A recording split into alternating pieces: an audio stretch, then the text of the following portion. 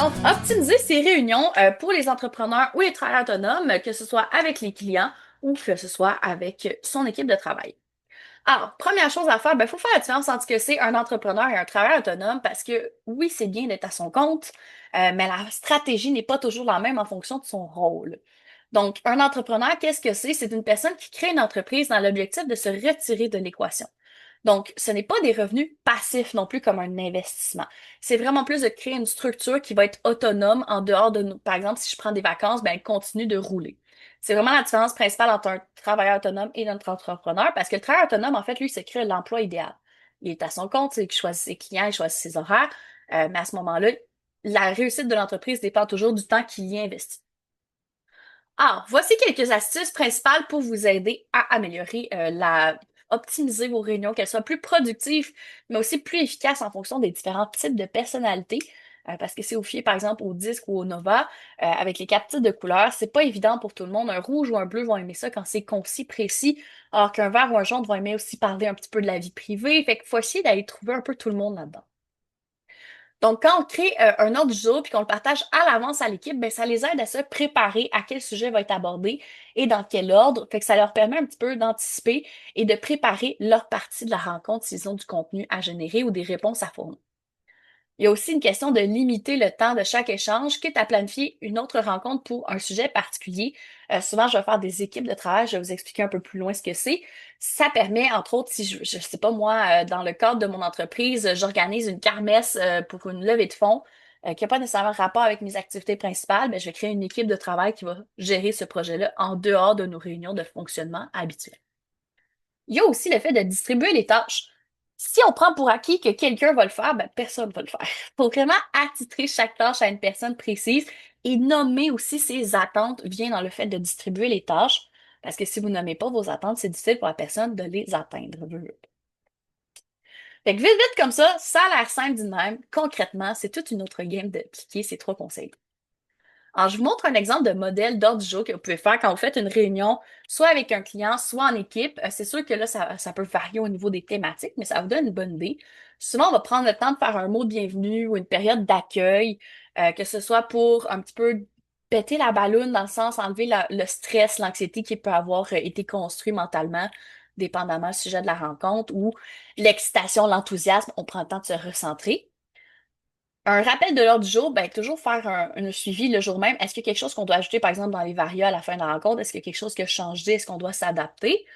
C'est toujours important.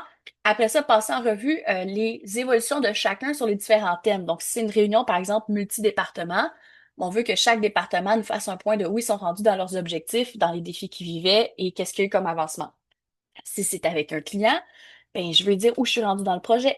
Je veux dire c'est quoi les objectifs dans les prochaines semaines, où est-ce qu'on veut aller, qu'est-ce que j'ai besoin de sa part. Après ça, on va aller dans la planification des étapes à venir et la distribution des fameuses tâches. Donc, on fait le point de où est-ce qu'on est rendu, qu'est-ce qui se passe, et on planifie ce qui s'en vient dans le futur, qui va faire quoi, comment, dans quel cadre. On termine le tout sur la planification de la prochaine date de rencontre pour effectuer un suivi. Parce que si on se dit, OK, ben on se revoit dans 2 semaines, mais qu'on n'a pas choisi l'heure, la date, le jour, c'est parfois difficile quand on a plusieurs horaires atypiques, surtout quand vous travaillez en collaboration avec d'autres entrepreneurs, soit travailleurs autonomes ou entrepreneurs sous forme d'entreprise, qui ont des horaires assez changeants généralement. Et que ça va être vraiment le plus idéal. Puis c'est toujours plus facile de prendre rendez-vous quand on est tous en de vive voix que par courriel. Ah ben, peux-tu cette date-là, peux-tu cette date-là? C'est beaucoup se lancer la balle et de la perte de temps, donc de la perte d'efficacité. Alors, quand on fait une réunion d'équipe versus un groupe de travail, c'est quoi la différence?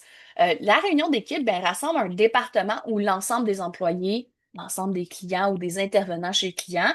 La durée idéale, c'est moins de 45 minutes. La capacité d'attention d'un humain est de moins que ça. Donc, plus vous êtes capable d'être concis, précis et de faire du contenu court, plus vous allez être efficace. L'objectif d'une réunion d'équipe, c'est d'informer toute l'équipe sur le progrès des différents groupes de travail, d'assurer une cohésion dans les différentes activités de l'entreprise. Donc, le but d'une réunion d'équipe, c'est d'aller tous dans la même direction, au même rythme, ou de faire le palier entre les différentes rythmes.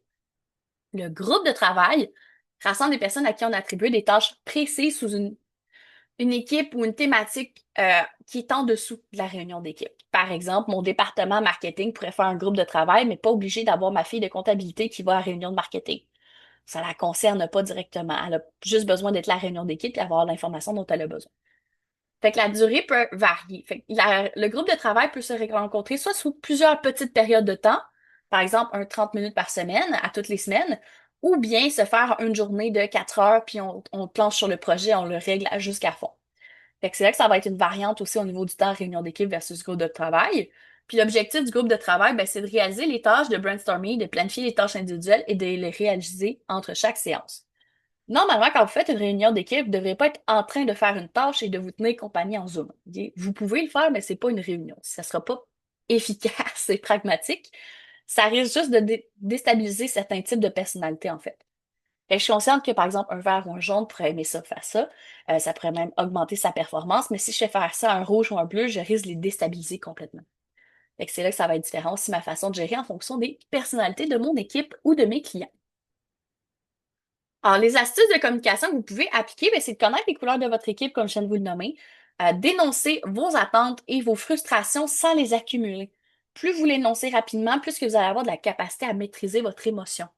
Et ça va vraiment faciliter la communication parce que quand on est émotif, on est souvent en mode réactif plutôt qu'en mode créatif à chercher des solutions. Fait que ça va vous aider à gérer les conflits. De pratiquer la communication non violente, donc parler au jeu quand vous avez une insatisfaction, de nommer les impacts que ça a sur vous par rapport à certains comportements. Fait que c'est vraiment aussi de ne pas agresser l'autre. Il y a différentes techniques que vous pourrez voir si vous allez vous renseigner sur la communication non violente. Il y a plusieurs écoles de pensée. Mais grosso modo, c'est une bonne ligne stratégique de base de y aller d'en parler à soi et expliquer l'impact que ça a sur notre propre travail parce que souvent on n'est pas conscient de ce qui se passe dans les autres départements ou dans la cour des autres. Et finalement, ben, désigner un animateur de rencontre qui va donner les tours de parole. Ça va aider à garder le décorum et pas devenir chaotique.